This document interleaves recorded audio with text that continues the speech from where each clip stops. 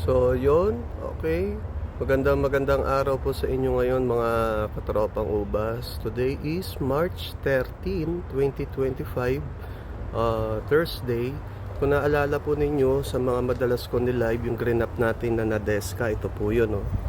Ayan, nakagrap yung Nadesca sa Brazilian hybrid na puno. Nung green up ko siya, ayan, tumubo naman, successful, mataas na yung sanga niya. Oh. Ayan, bilis na lumaki. Parang, kung hindi ako nagkakamali, after 2 months, simula nung green up ko siya, ayan na. O, nung green up ko, swerte naman, at naglabas siya kagad ng bulaklak, si Nadesca. At ngayon, ay gamunggo na ang bunga niya. Ayan, so safe na tong bunga niya.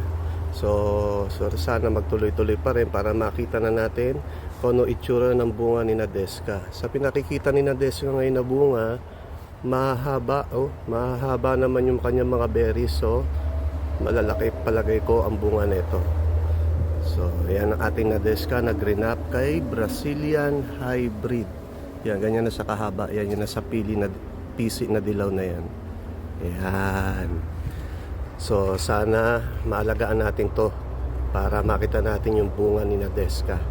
So mukhang malaki yung berries niya. Parang katulad din ng Baikonur. Pero kulay itim to eh. So yun lang po. Thank you.